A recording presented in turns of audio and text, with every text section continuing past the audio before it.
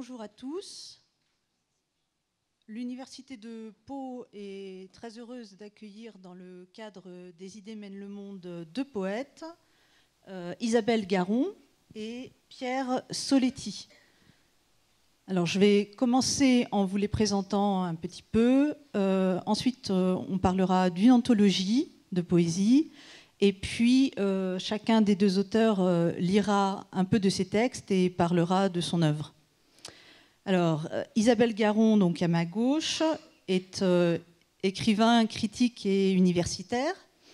Elle a publié une trilogie chez Flammarion, Face devant contre, Qu'il faille et Corps fut. Tout récemment, elle vient de publier encore chez Flammarion le recueil Bravif, qui est disponible en librairie. Elle est co-auteure avec Yves Dimano d'une anthologie dont le titre va parfaitement avec le festival cette année, puisqu'elle s'intitule « Un nouveau monde, poésie en France, 1960-2010 ».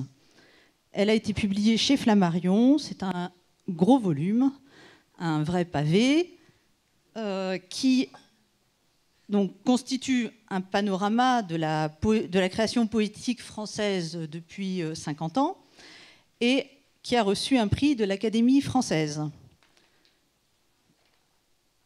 Pierre Soletti, donc à ma droite, est un poète performeur, dramaturge et éditeur.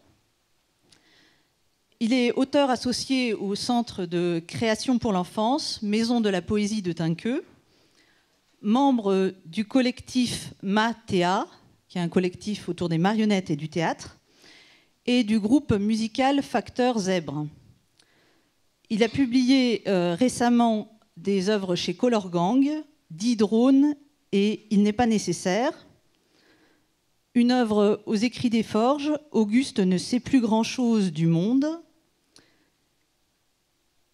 Je travaille pas au Centre de poésie pour l'enfance, Maison de la poésie de Tinqueux. Et enfin, un ouvrage qui est présenté sur le salon en poésie jeunesse, Poème pour affronter le beau temps, qui est publié au Port à Jauny en bilingue français-arabe. Alors, pour commencer, nous allons parler de l'anthologie, puisque c'est un travail qui présente de nombreux poètes. Cette anthologie a été faite par deux poètes, Yves Dimano et Isabelle Garon, donc, qui vient la présenter. Alors, Isabelle, pour cette anthologie, pourquoi ce titre « Un nouveau monde » ? Bonjour à tous. Un nouveau monde. Pourquoi ce titre ?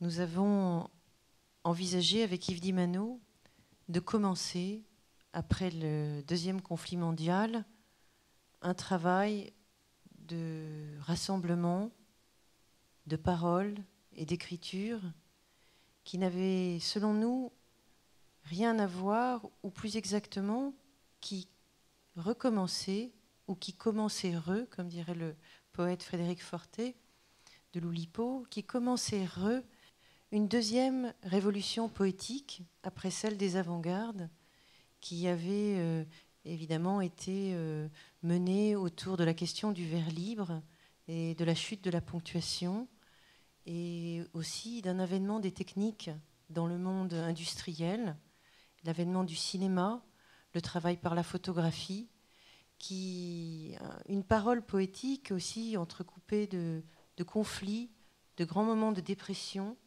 économique et sociale. Et enfin, après le deuxième conflit mondial, se posait la question de quelle poésie pouvait-on écrire, comme l'avait souligné le philosophe Adorno. Et en France, il y avait, après une phase de poésie de la résistance très très prégnante, très très forte, très très belle, une poésie qui avait été marquée juste avant le second conflit mondial par une richesse et une énergie surréaliste impressionnante.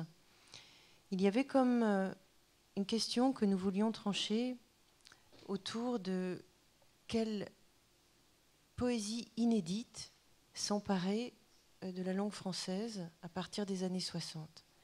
Et c'est pourquoi nous avons intitulé ce livre « Un nouveau monde », comme si nous arrivions sur une terre étrangère, aussi en regard d'une poésie très très marquée par l'apport de la poésie américaine, mais de manière sourde, de manière encore très discrète, et comme si le nouveau monde n'était pas le nouveau continent d'autrefois de cette poésie américaine, mais peut-être la vieille Europe. La vieille Europe qui, elle aussi, accomplissait une mutation et une rénovation de son langage, de son effort esthétique, comme avaient pu aussi l'envisager les artistes, et notamment les artistes outre-Atlantique, puisqu'on se base aussi, il y avait eu une très très belle exposition à Lyon à la fin de, je crois en 2007 ou 2008, qui s'appelait Repartir à zéro comme si la peinture n'avait jamais existé, qui était une phrase de Barnett Newman, et évidemment sur laquelle on pouvait rebondir. Est-ce qu'on pouvait repartir à zéro comme si la poésie n'avait jamais existé? Et c'était une question très très importante pour nous d'essayer d'entrevoir ce qui était à nouveau possible, questionnant la beauté, questionnant aussi l'impossibilité à dire, l'inadmissible de la poésie, comme le propose Denis Roche, qui est un des poètes qui ouvre le document, enfin le volume. Donc il était question aussi de savoir est-ce qu'il était possible encore d'un chant? Est-ce qu'il y avait un renouveau lyrique possible à travers la question du vers et de la prose? C'était un peu l'idée de cet ouvrage, avec évidemment un choix d'auteur qu'il a fallu trancher, sur lequel nous nous appuyons, surtout sur cette quête de utiliser ou non le vers encore un sens ou pas, qu'est-ce qu'un poème, puisque la poésie peut peut-être se déclarer hors du poème dans une logique esthétique, mais le vers et le poème qui fondent peut-être la forme, l'objet poème, l'objet même de la poésie devait évidemment nous interroger.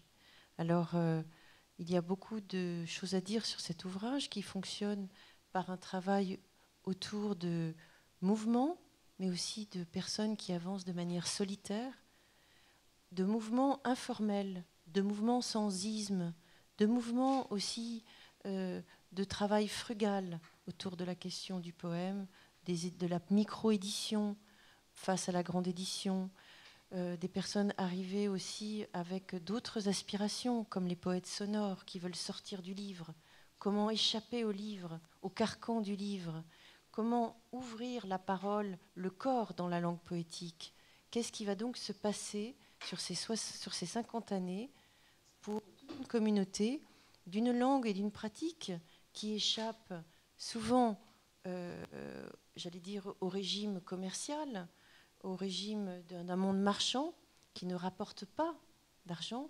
Et un très beau texte comme ça de 1984, je crois, peut-être que je me trompe d'une ou deux années, de Jacques Dupin qui s'appelle Éclisse, publié aux éditions du Spectre familier, qui montre que la question de la poésie est comme celle d'une écharde, de quelque chose qui vient heurter peut-être un système bien rodé, un système marchand, un système de l'édition, de l'audience, et qui fonctionne peut-être à quelques-uns dans une réflexion obscure autour de l'usage de la langue et de la proposition esthétique ou à contre-emploi des attendus du poème tel qu'on en a l'habitude. C'est un peu peut-être... Juste une question pour rentrer un peu dans la cuisine de l'anthologie. Comment est-ce que vous avez procédé à des choix, puisqu'il a fallu faire des choix, en fait? Quelles contraintes vous vous êtes données par rapport à ces choix? D'abord, c'est la réunion de deux bibliothèques, d'un dialogue, c'est un livre d'auteur, donc ce n'est pas un livre d'historien, nous parlons en poète, nous parlons en poète investi absolument autour de cette pratique créatrice que nous pensons très vivante et absolument pas une langue morte, mais qui est très difficile aujourd'hui à travailler, à étudier, parce qu'on n'a pas de recul, justement aussi parce qu'il y a une forme inédite pluriel, hybride. Donc la question était véritablement de travailler à partir de personnes qui avaient publié leurs premiers ouvrages à partir des années 60. Et comme Catherine Millet le dit de l'art contemporain, elle explique, elle, que peut-être c'est autour des années 60 qu'on peut parler de l'art contemporain dans le temps présent, cum tempus.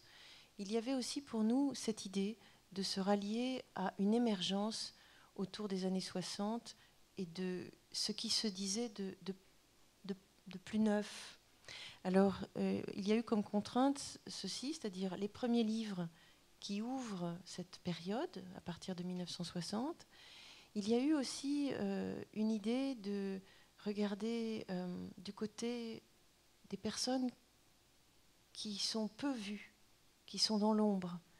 Des personnes aussi qui sont traversées par une aventure collective, notamment dans les revues. Donc on a eu l'exigence de rendre compte du foisonnement des publications collectives et de revues manifestes, puisqu'il y a des manifestes, notamment, on pense évidemment à la revue Change, dirigée notamment par Jean-Pierre Faye, qui fait écho, et Jacques Roubaud, qui fait écho au mouvement tel quel. Il y a la revue Action Poétique, et puis il y a toutes sortes de mouvements, comme le collectif de l'éphémère, et puis vous allez avoir Orange Export, dirigé par Emmanuel Ocar et la peintre Raquel, et déjà on change d'air avec les années 80. Il y a toute cette époque des années 80 aussi qui nous a mobilisés. Pourquoi ? Parce qu'on sort d'une chrysalide, de celle des années 60-70, où la question du moderne est réinterrogée, et puis il y a une explosion aussi d'une forme de, j'aime pas trop le mot, mais d'une parité entre les écritures portées par des corps de femmes et des écritures portées par des corps d'hommes, je ne sais pas trop comment le dire autrement. Et il y a véritablement une alliance indistincte qui se met en place avec une grande richesse aussi de l'écriture des femmes, portée souvent par, j'allais dire, la solidarité de leur père masculin. Mais il y a véritablement une sortie aussi de la femme pensée comme muse vers une femme auteure, poète, extrêmement engagée, et pas seulement, comme on en a davantage l'habitude, liée au récit et au roman. C'était une des exigences, faire un équilibre, montrer cette apparition, montrer les collectifs, montrer les figures individuelles et la diversité des pratiques autour d'une réinvention du vers peut-être et du chant lyrique. On va passer maintenant aux œuvres individuelles. On va écouter un travail de Pierre Soletti, à qui je vais passer le micro.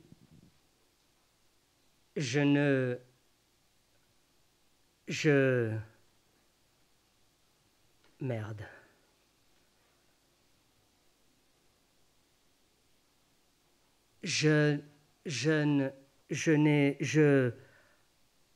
Merde. Le monde. Je n'ai pas vu le monde. Je n'ai pas vu le monde naître. Je n'ai pas vu le jour de ma naissance. Je n'ai pas vu le jour où la main droite rencontra la main gauche. Je n'ai pas vu ta main s'ouvrir. Je n'ai pas vu les liens se défaire. Le maton a laissé la porte ouverte. J'ai quitté terre. J'ai sauté à pieds joints dans les flaques. J'ai frappé le jour à coups de pioche. J'ai couché chez les morts, corps contre mort. Quand tu mourras, quand je te mourrai, quand je te murmurerai, quand je nous aurai murés, placardés de murmures sérigraphiés du silence à vendre. Quand tu mourras, quand je te mourrai, murmurerai. Quand j'ouvrirai les yeux, alors je ne verrai plus rien.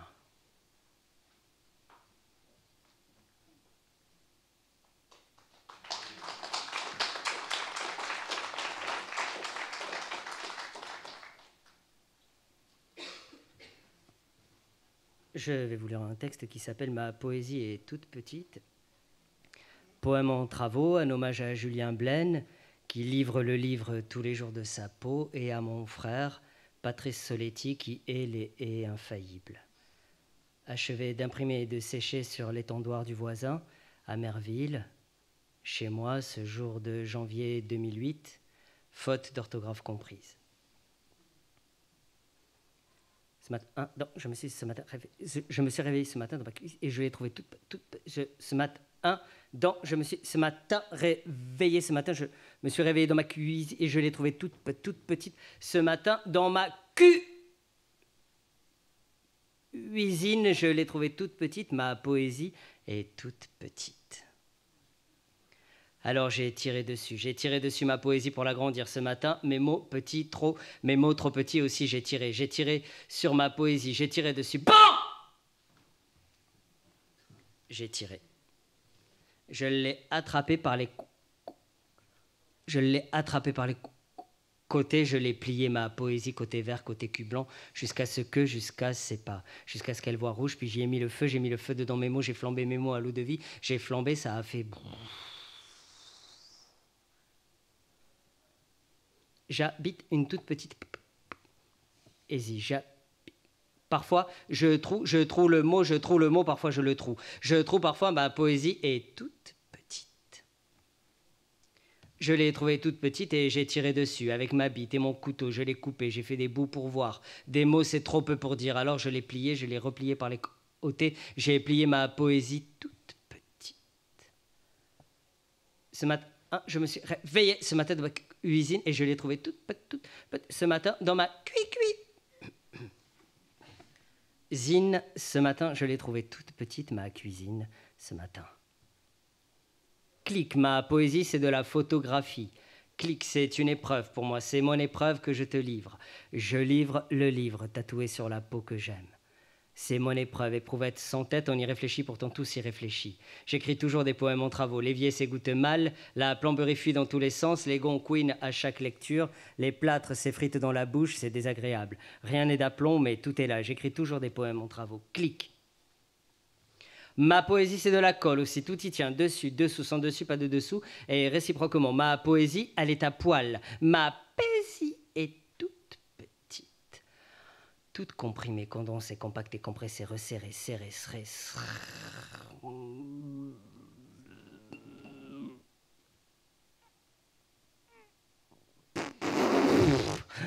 Ma poésie, elle est toute dedans aussi, des choses en sortent, tout en sort de ma poésie. Elle se répand, repue, elle pue, ma poésie, elle sent des pieds.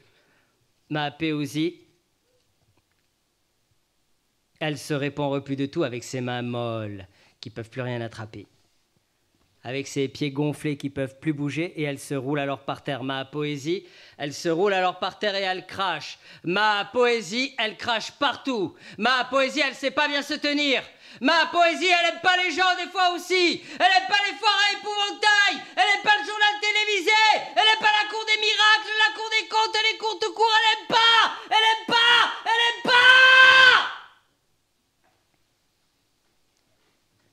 Ma poésie qui est toute petite se fout des jugements, elle se tient toute droite malgré ses travers et elle fait des glissades sur les toboggans de la réalité et elle se marre, ma poésie, elle se roule en boule et fonce dans les chevilles, ma poésie est toute petite. Et elle se marre avec ses dents toutes dehors à broyer les osselets du petit jour, à griller les feux rouges de la bureaucrasseuse, à pas travailler, à pas céder le passage, à pas laisser les priorités, à écraser les voitures à bord d'un piéton. Ma poésie n'est pas raisonnable, elle n'est pas justifiée. Elle part dans tous les sens. Ma poésie, elle est pas facile à lire. Elle en fait qu'à sa tête. Ma poésie est toute petite et je tire dessus. Je tire sur ma poésie, je me tire.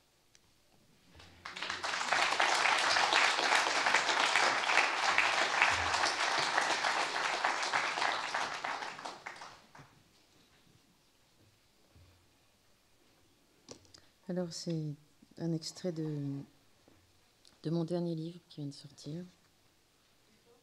C'est un extrait de mon dernier livre qui vient de sortir.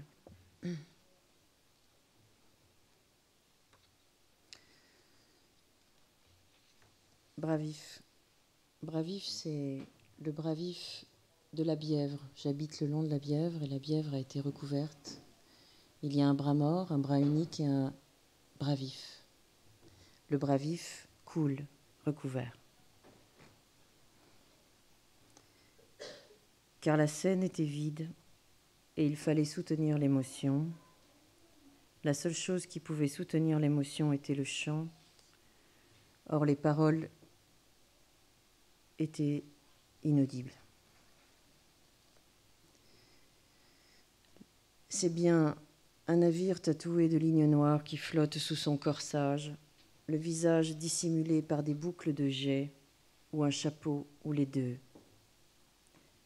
C'est bien dans le mouvement de son corps que s'aperçoit négligemment l'extrémité d'un trois-mâts, le haut des voiles et cette ponctuation de perles qui bande l'échancrure et fait à l'eau. C'est bien là encore ce qui fait écrire col souple sur clavicule, bagues et tambourins, et puis comment elle allait, nature dans l'image, comment le poème vient, et neuve ou pas, elle allant le fait sur son passage de nous qui rêvions. Nous rêvions à des jours pour cavaliers, cyclistes de dunes, enfants au cerf-volant et skate-surfeurs dans les vagues. À de ces jours où crachin et vent sifflent jusqu'au vertige, la liste des noms de 15 hommes, fusillés par les bandits hitlériens les 15 et 23 juin 1944. Yves Biger avait 17 ans, tous étaient combattants, francs-tireurs et partisans.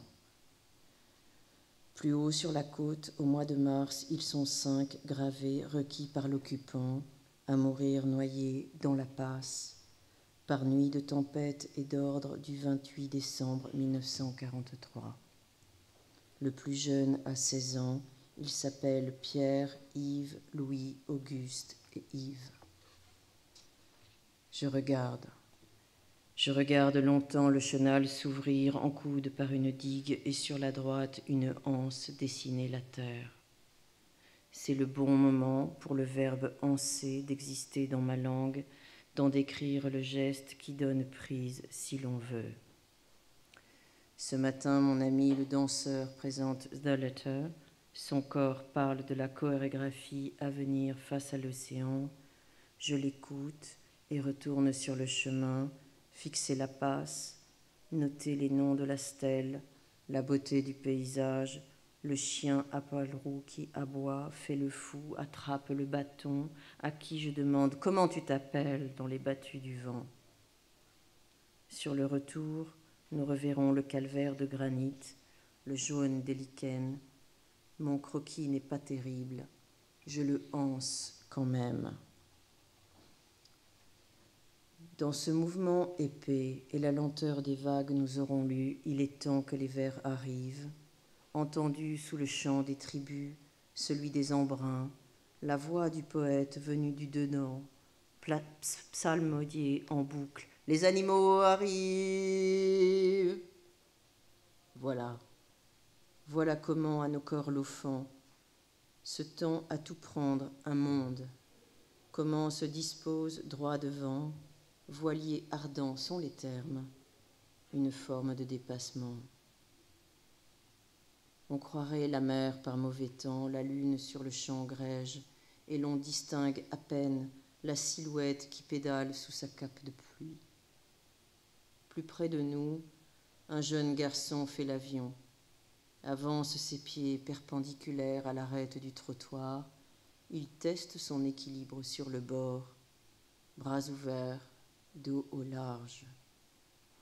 Ne sommes pas seuls, entre sable, herbes et cailloux, à penser comme il semble dire, face au bleu et au vent. Ils n'ont qu'à bien se tenir.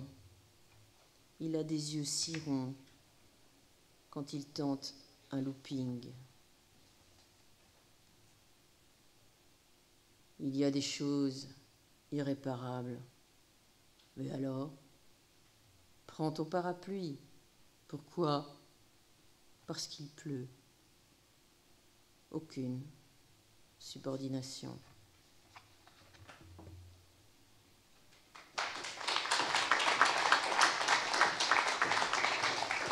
Alors, comme on est un peu dans l'autre monde de demain, la performance est souvent présente dans l'art contemporain. Pierre Soletti, est-ce que vous vous définiriez comme un poète-performeur et qu'est-ce que ça apporte à la poésie? Je n'ai aucune idée de savoir si je suis un poète-performeur. Moi, je me sens un poète qui lit en tous les cas, et si la performance, c'est une manière de rendre vivant le livre, peut-être, mais il y a, je sais pas, il y a 1000 façons d'être. En fait, c'est un peu plus fort que moi. Quand je lis,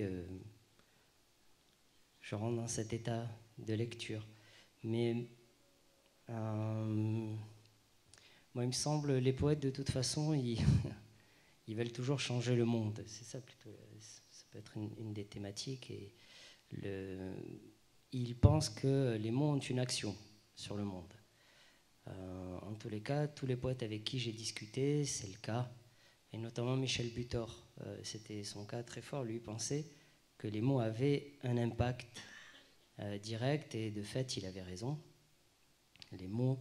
Donc le poète, lui, il n'est jamais content du monde dans lequel il vit et il a envie de le changer. Alors il performe ou pas, je ne sais pas si la question elle est vraiment là, de la performance, enfin pour moi. Vous mélangez un petit peu les arts, puisqu'il y a vous faites partie d'un groupe musical, il y a des ouvrages qui sont très graphiques. Moi, je suis entré dans la poésie jeune, pour que j'arrête d'enquiquiner le reste de mon entourage. On m'a installé devant une machine à écrire quand j'avais 4 ans et j'ai jamais cessé en fait, et cette machine faisait du bruit et donc il fallait enfoncer les touches très fort et la rythmique de la machine à écrire m'est toujours restée. Donc je joue de la batterie parce que j'ai fait de la machine à écrire un jour, je crois. C'est pour ça. Et donc je continue d'ailleurs d'utiliser ma machine à écrire de temps en temps. En jouant de la batterie, c'est pas commode, mais en tous les cas, ça me rappelle ce rythme-là. Et donc, c'est pas nouveau en fait d'allier toujours les autres arts, plastique, musique, à la poésie. Ça se fait depuis très longtemps. Et donc, aujourd'hui, les poètes, ils continuent à faire ça. Et moi, je sais que c'est une façon qui me rend libre. J'en parlais tout à l'heure de cette notion. Et je fais ça parce que ça me rend libre. Et quand je fais de la batterie, que je dis mes textes en même temps, enfin, que j'ai une batterie ou pas, c'est la même chose pour moi. La littérature, c'est de la rythmique. Pour moi, c'est un instrument à percussion, toujours. Et les auteurs, ils ont leur rythmique, toujours. Isabelle Garon, si on passe de la machine à écrire à l'ordinateur, est-ce que l'ordinateur, Internet, les nouvelles technologies ont un intérêt pour la poésie, un impact sur la manière d'écrire ou d'envisager la poésie?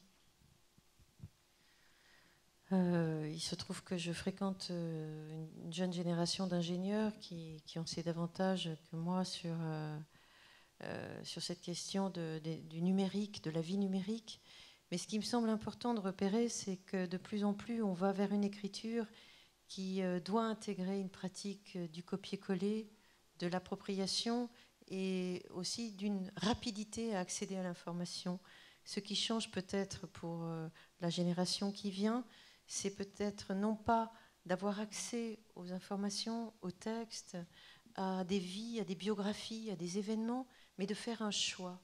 Et là, on reviendrait à quelque chose de très ancien, finalement, ou en tout cas une vraie question dans la modernité, c'est le choix du poème par rapport à une autre pratique.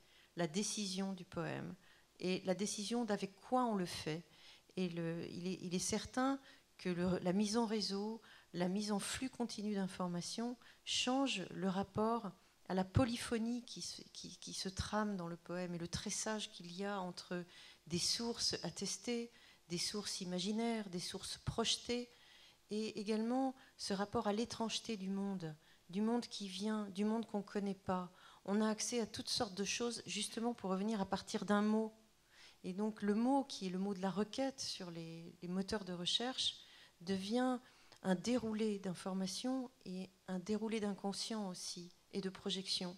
En ce sens, je pense que la performance nous aide peut-être à réincarner, à porter physiquement la langue ou la multitude de langues qui arrivent à la possibilité d'écrire. Donc la décision est dans la forme, la décision est quelle information on va retenir, on va copier, coller, monter.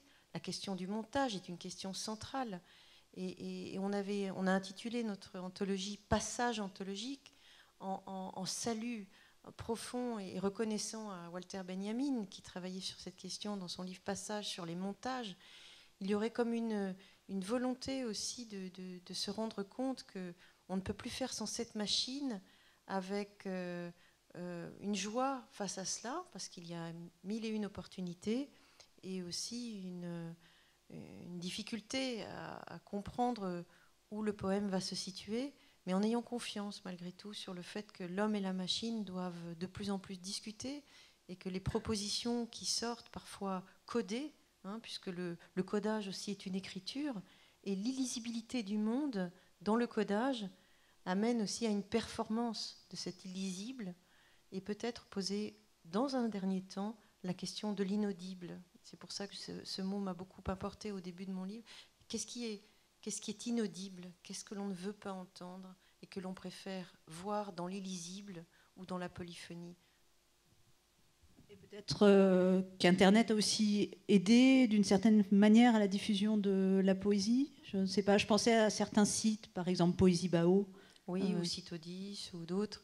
Oui, il y a aussi cette possibilité d'avoir une édition directe, immédiate, et une information directe et immédiate. Maintenant, cette immédiateté a aussi son revers, c'est-à-dire qu'il n'y a plus ce silence, il n'y a plus ce temps d'aller vers l'autre. L'anthologie aussi est née, en tout cas de mon point de vue, d'aller voir les vivants. À l'université, on nous parlait beaucoup des personnes qui avaient vécu, qui avaient passé une vie dans le travail poétique, aller voir les vivants, aller voir la question en cours et les voir vraiment. Ça aussi, c'est une question profonde sur laquelle il faut vraiment réfléchir. Donc, une diffusion, mais une substitution aussi au réel. On va refaire 2 courtes lectures. Peut-être Isabelle d'abord.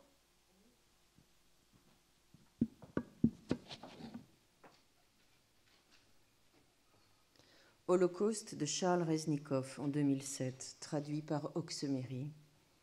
J'ouvre le livre, je ne peux pas. J'ouvre le livre, je vais le lire et ne peux pas. Je le fais, or je ne peux pas. Je lis ce que je ne peux pas lire, car ce qui est écrit l'est.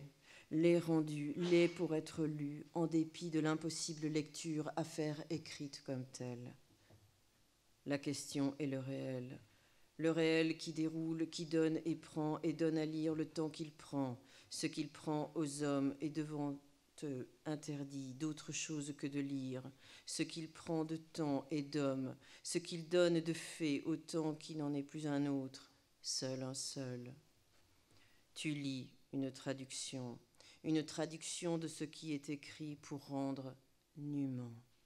Est-ce possible ? Qu'est-ce que ce possible-là d'autre que le réel? Comment ça commence? À partir de quoi? Se rendre où? Quelque part, qui est-il? Où désigne-t-il ce qui a lieu?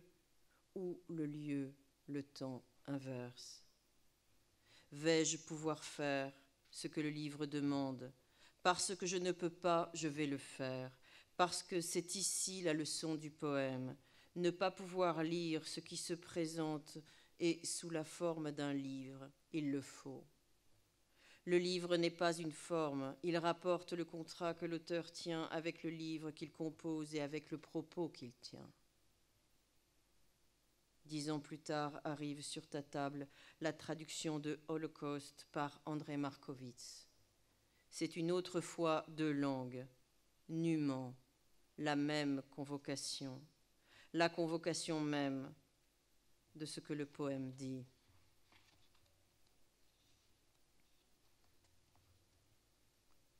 Il y a 6 mois, en janvier, à Venise, un jeune homme se noie dans le Grand Canal. Les passants auront regardé son corps disparaître sans lui porter secours. Il coule, il l'insulte, il filme la scène, 1 minute 11 secondes avant de mourir. Avant de prendre cette décision, avant de sombrer dans l'eau sale, Pathé Sabali, je te nomme, aura déposé un sac plastique sur le quai, des effets personnels peut-être. Il fait cela et cela a lieu, cela lui est arrivé devant eux. Sur la même page du même carnet de notes, à côté de son nom, il y a cette ligne de 12 mots. Les fumées des raffineries dessinent souvent sur le ciel de drôles d'alphabets. Or, à voix haute aujourd'hui, point l'urgence de la réponse au champ négatif de la question qui circule en petites boucles sur les réseaux. Perché nessuno si è tuffato per aiutarlo? Brutalisé par les termes, je réclame de la lumière, j'écris le mort, je recopie le premier vers du bref nocturne de Max Jacob, le sifflet humide des crapauds, puis son 5e vers, bruit d'un corps lourd qui tombe à l'eau.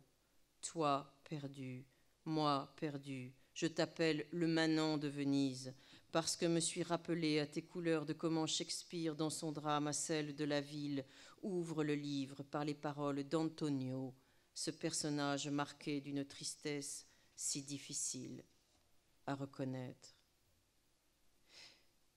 N'ai jamais pensé non, y suis allé, et n'ai pas plus de mots aujourd'hui, ni cette honte, ni mon Kafka, ni ce que le terme étendu défait au mur de mon vocabulaire alors que je cours en mai sur un quai de la Giudecca. Le vaporetto s'en va, un couple à son bord, et moi qui longe, et mon art perdu, le temps qui fait le mort.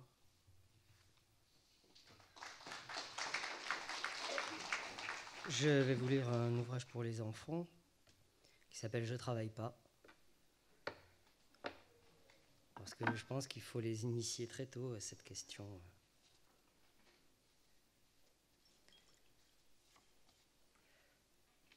Travailler, c'est trop dangereux. On peut se casser un rêve au travail, se fouler une envie d'autre chose, s'arrêter de grandir aussi si on travaille trop. Travailler, ça peut contenir des enfants dedans. Il y a de grands imbéciles heureux qui sont imbéciles heureux de faire travailler des enfants, ça existe. Travailler, ça oblige à mettre ses phares le matin quand on préférait éclairer son lit avec une lampe de poche pour lire ou juste faire une tente secrète avec les draps pour y loger ses mystères. Travailler, ça se faufile dans les horloges pour faire tourner les aiguilles en dépit du bon sens, parfois. Travailler, ça peut glisser du mauvais côté de la barrière et après quoi? Comment fait-on pour récupérer ses bonnes intentions? Travailler, ça fait se dégonfler très vite les sorties de secours. Travailler, ça fait suer. Travailler, ça peut se compliquer très vite. Travailler, ça contient des morceaux de solitude tellement grands qu'on se perd dedans. Travailler, c'est y laisser son sang chaud pour des gens qui ont du sang froid. Travailler, ça fait des gribouillis partout dedans les pensées. Travailler, ça peut polluer le paysage, même à l'intérieur de la tête. Travailler, ça s'invite rapidement à table si on n'y prend pas garde. Travailler, je ne vois pas pourquoi on en fait tout un plat. Travailler, ça fait obéir à la tyrannie du réveil au lieu de faire des plis dans sa couette ou de se caler bien confortablement avec son oreiller pour mettre le feu aux ombres chinoises avec une lampe torche. Travailler, ça n'aime pas les paresseux, alors que moi je les aime bien, dans les arbres. Encore que travailler, ça aime bien la monnaie de singe. Travailler, c'est trop dangereux. C'est pour ça que je ne travaille pas et j'en ai fait mon métier. Travailler, c'est sans fin. Travailler, ça fait perdre son temps pour gagner de l'argent que l'on dépensera pour rattraper le temps perdu. Achever d'imprimer, de sécher et de façonner dans les coursives du Centre de création pour l'enfance à Tinqueux, ce jour de janvier 2014, copyright collection Petit-Va 2014, mise en vie pour la collection par Dominique Boisjol, dépôt légal février 2014, ISBN 979 10 93 367 02 6. Pour s'il y a des professionnels dans la salle.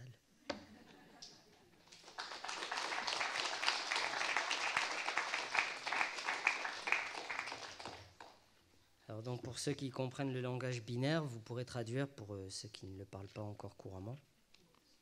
Il faut que je sois extrêmement précis parce que si je me trompe d'un chiffre, ça ne veut plus du tout dire la même chose. 0, 0, 0, 1, 1, 1, 1, 0, 0, 1, 1, 1, 0, 1, 0, 1, 1, 1, 1, 1, 0, 0, 0, 0, 1, 1, 0, 1, 1, 0, 1, 0, 0, 1, 1, 0, 0, 1, 0, 1, 0, 0, 1, 1, 0, 0, 0, 0, 0, 0, 0, 0, 0, 0, 0, 0, 0, 0, 1, 1, 1, 1, 1, 1, 0, 0, 0, 0, 0, 0, 0, 0, 0, 1, 1, 1. Des signes binaires seulement. Qui pourrait supporter ça?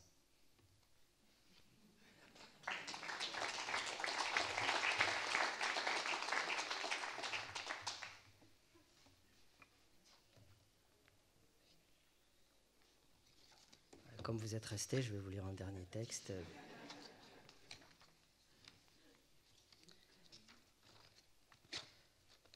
D'accord, on dirait que le loup, c'est toi, d'accord? On dirait que c'est toi le loup et moi l'hyménoptère, d'accord? L'hyménoptère, c'est un mot que je viens d'apprendre. Je fais l'hyménoptère.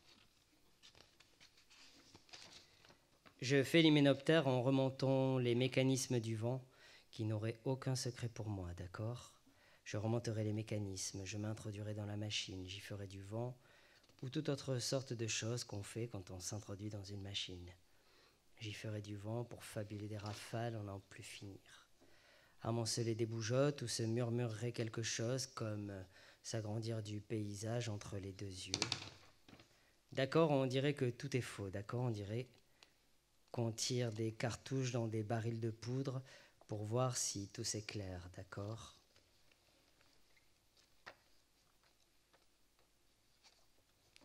D'accord, on dirait que j'ai mis mes pieds dans ceux de papa. D'accord. On dirait que ses chaussures, c'est les miennes, d'accord? Et sa voix aussi. On dirait qu'il me la prête, d'accord? Mince, papa, c'est moi. Ça fait tout patatrac dans le ventre d'un coup. Est-ce que ça faisait pareil à mon papa? On va passer à la phase des questions. Vous pouvez poser des questions. On a un peu de temps pour cela. Alors, il y a un micro qui doit pouvoir circuler. En fait, bonjour, c'est pas exactement une question, c'est un poème. Est-ce que c'est possible que les gens dans la salle aussi vous rencontrent de cette façon? Oui. Alors parfait. Les ronces ont envahi la place. Même la lumière ne passe pas. Pour une idée, y a pas l'espace, ça germe à peine, ça grandit pas. Ça grouille dessous, mais je vois pas. Il n'y a que les rats qui y circulent et quelques mouches qui s'enculent pour tuer le temps que je prends pas. Je suis chez moi, j'y mets pas un pied. Je cultive rien dans mon jardin, en tout cas pas qui se laisse manger et partager. Je n'en sais rien. Où il pourrait y avoir des fleurs, il y a mes canettes de coca. Et l'emballage d'un hamburger, les fruits ici, ça pousse pas, à peine un pas, et on s'écorche. L'épine acérée de l'orgueil me laisse pas dépasser le seuil, je reste là, main dans les poches. Je rentre pas, non, mais toi non plus. Mon jardin caché au-dedans, je reste en friche devant mes écrans, mon monde même m'est inconnu. Je suis comme une graine dans un sachet, bien à l'abri de son destin. J'ai toute ma personne comme terrain, mais je veux pas savoir ce que c'est, je m'en fous des roses et des chardons. Je suis juste une potentialité, un gland qui n'a rien à donner, mais si je libère mon expression, si ça se trouve, je suis un baobab ou une plante qui n'existait pas. Nouvelle, et on a besoin de moi, mais je ne bougerai pas comme d'hab des fois qu'il se passe quelque chose que je ne maîtriserai pas et que je doive remettre en cause les peurs qui m'empêchent d'être moi parce qu'il y a le vent, il y a la pluie et les cons qui vous marchent dessus. Et ça me ferait pousser tordu avant que je me sois épanouie, mais vaudrait mieux ça que rien du tout, que de ne pas savoir, mais qui naîtrait pour l'instant? Ma vie, elle est tabou, une tombe au pays de Mickey.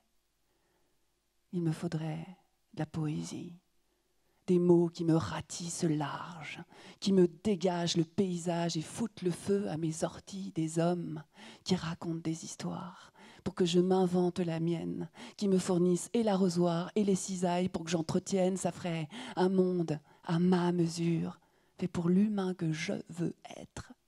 En jardinier, on peut s'y mettre, entendre aussi ça par culture. Je suis chez moi, j'ai pas d'autre cible. Il y a du taf, mais c'est passionnant. Alors si je m'y mets maintenant, c'est tout qui deviendra possible. Merci.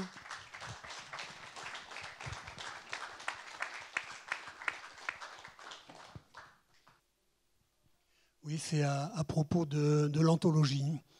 Ça part exactement de quelle date à quelle date 1960.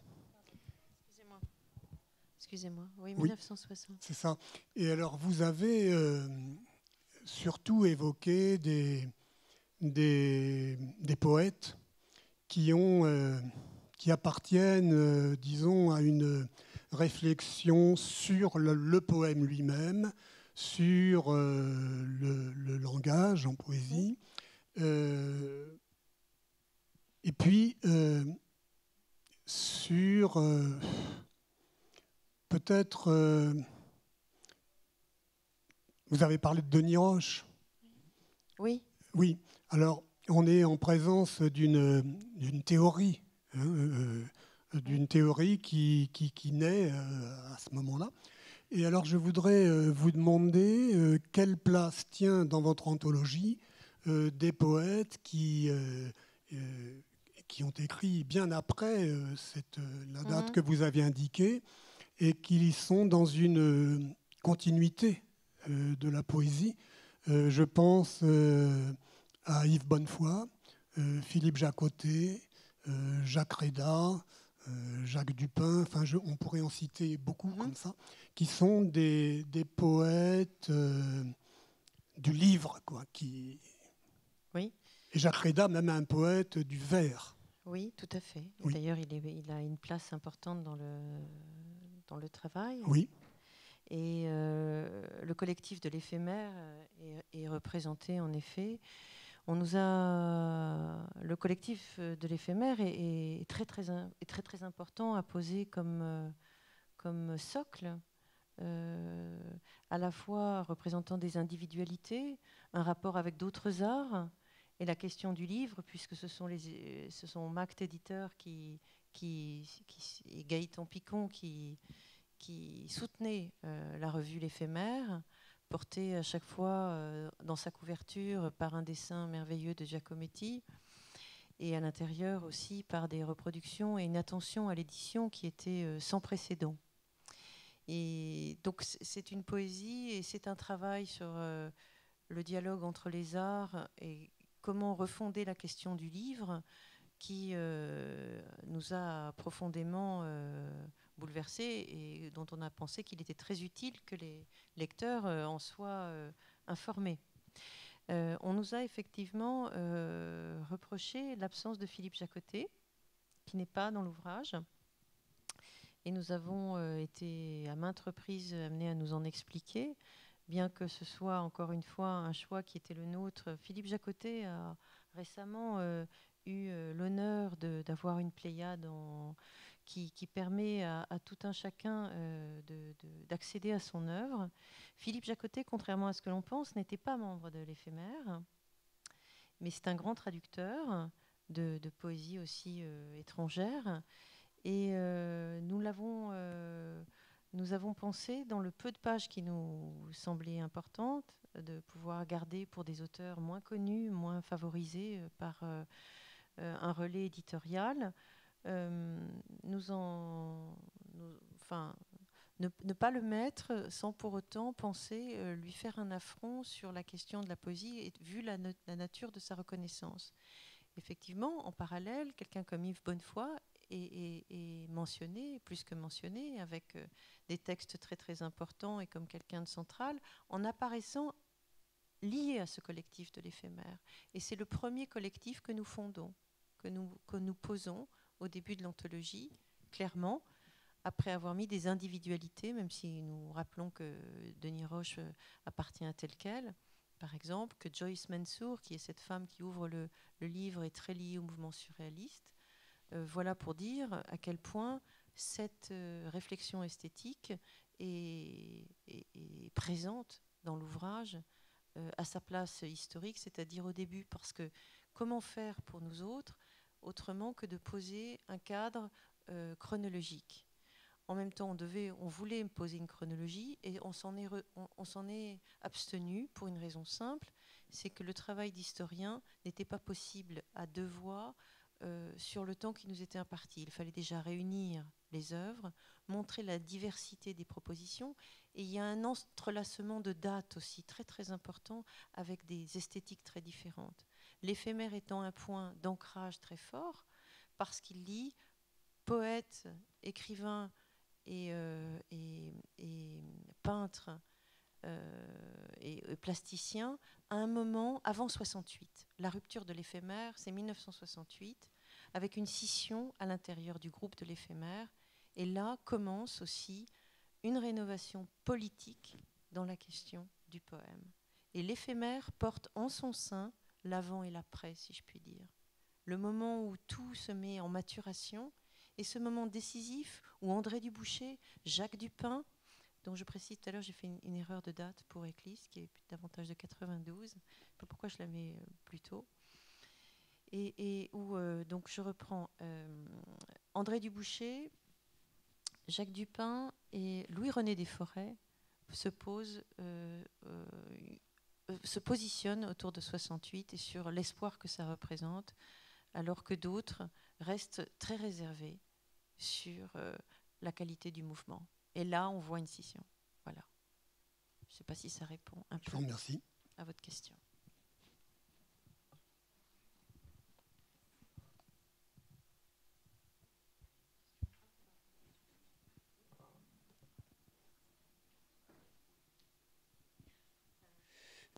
Une question.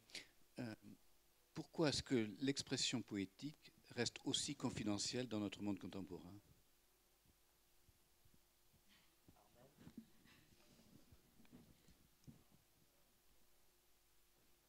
C'est la question en fait. C'est vrai que c'est la vraie question quant à savoir les domaines de diffusion de la poésie et puis la communication, quoi, en fait.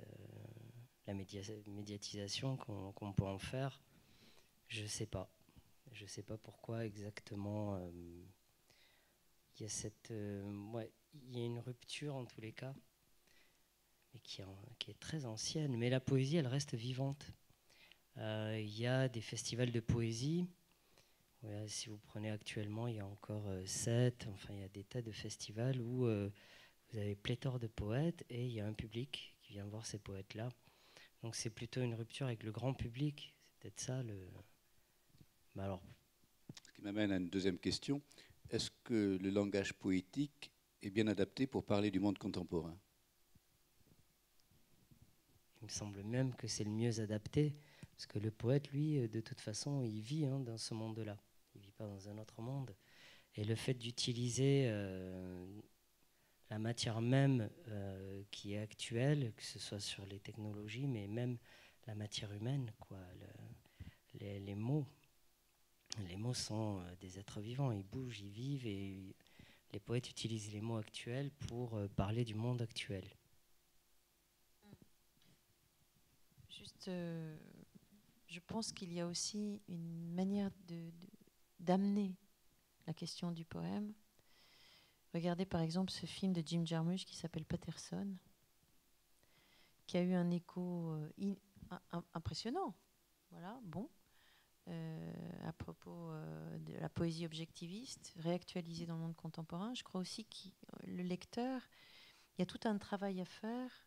Et c'était un peu l'idée avec l'anthologie, qui est un point de départ et pas un point d'arrivée. Autrement dit, à compléter, à caviarder, à secouer dans tous les sens. Il y a un vrai travail de lecture et de sortir de l'opacité de cette réception. Pourquoi aussi? Parce que, encore une fois, je l'ai dit tout à l'heure, à travers la voix d'un illustré né, il n'y a pas de système marchand. Il n'y a pas de possibilité parce qu'il n'y a pas une audience au sens fort du terme, ce qui ne veut pas dire que les quelques-uns n'aient pas autant de place à avoir, même si c'est un travail à perte, qu'un grand nombre.